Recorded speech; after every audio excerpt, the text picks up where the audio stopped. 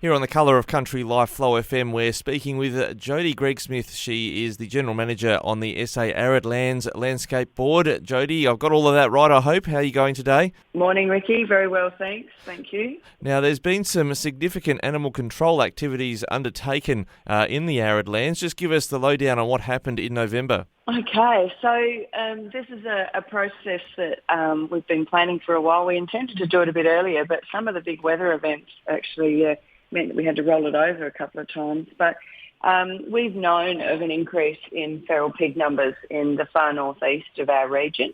And in November, we undertook an aerial cull in the Diamantina, Cooper and Warburton Creek systems, where we know the numbers are perfect in terms of the conditions, I should say, are perfect for big numbers. So that's what we did. We got a chopper up in the air and did a fairly significant aerial cull to take out just short of 500 animals.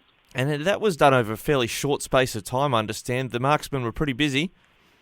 They were. It was about 53 hours of flying time. And look, they are precision marksmen. They get up, they find what they're looking for, and they deal with it.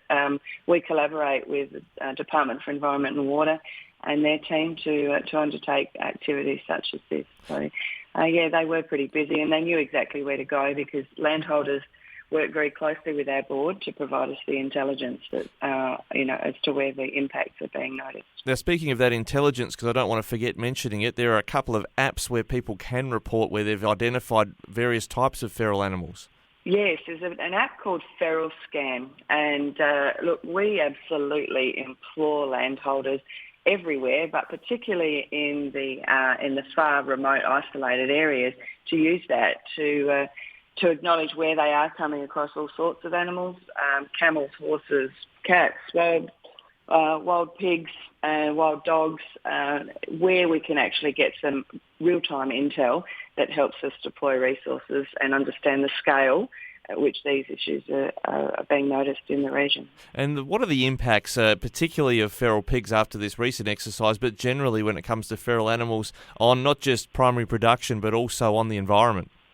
Thanks for asking that question. It's really important because pigs happen to be a bit of a triple threat. The way that they destroy really critical habitat and foul up waterways is pretty significant to the environment and to some of our native and protected and endangered species that rely on that habitat. Once pigs take hold, and as you know, their populations can explode pretty quickly because they have lots of babies. That can actually take some of this habitat to a point where it's not conducive to some of those protected species that we want to retain in the landscape. The other thing is they're a significant vector for disease. And 12 months ago, with our last pig cull in that same sort of footprint, we took out 700 feral pigs, and they were tested, and we found that they were carriers of brucellosis, which impacts both humans and livestock, as well as Japanese encephalitis virus. And of course, there's a fair bit of information out in the arena about that and the risks that brings to both livestock and humans. So, and of course, the final thing it's really worth noting is we're doing some significant work up in the far north where there are significant cultural sites that we're trying to protect through the Lake Eyre Basin river systems, and removing pigs who can destroy these really iconic and thousands of year-old mound springs and waterholes is another risk that we're trying to manage. They have a pretty significant impact. They move far. They're very clever about how they take cover in the systems that are up there. And we have to work really hard to make sure that those numbers don't get out of control like we see further north in Queensland. Yeah, you mentioned some significant numbers in a recent exercise and the one previously around 700. Where is that sitting historically? Is it a growing threat? Are they getting further south than they ever have before? It would seem so, and we know that as we've had so much water in the system coming down, they've had a huge amount of water up north in Queensland that just comes down the Diamantina, Warburton and Cooper Creek systems. That's just, unfortunately feral animals don't stop at the state boundaries or the fence lines, and they go where the conditions are right. So some of these areas are very difficult to access, which is why getting in the air is pretty important. But yeah, the animals do tend to move to where the conditions are. And further south, we've got lots of water laying in the systems at the moment, which is a great outcome for the pastoralists, but not if the livestock and the environmental needs of that region are being outcompeted by feral pigs and other feral animals. And what role does the dog fence play? Does it play a broader role than just dogs in terms of control, or there's still, I know, some significant work being done in upgrading that in various parts of the north of the state?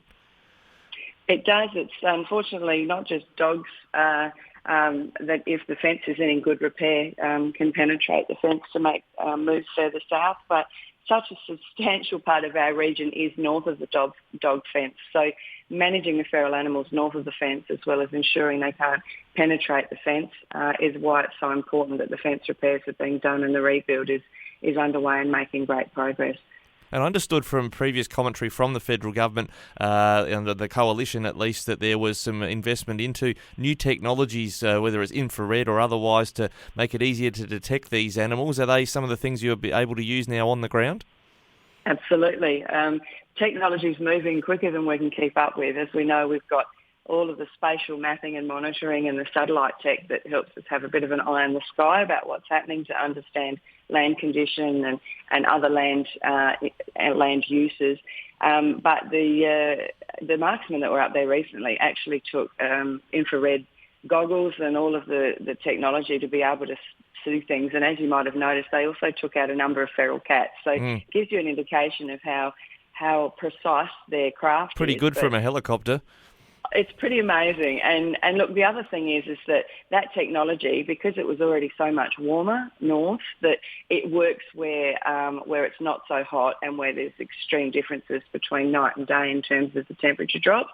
We found that we probably, had it been a tiny bit cooler, would have had even more success. But what we've done is planned another trip for early in the new year to maximise the use of that technology, which gives us a very clear sense of where the animals are.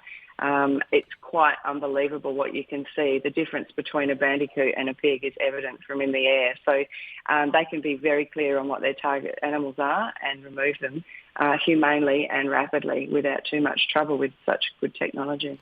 Well, interesting, and we look forward to picking up just how that exercise goes early in the new year. Thank you very much to yourself for speaking with us and for the efforts of the board to keep the feral animals under control. Thanks for your interest, Ricky. Cheers.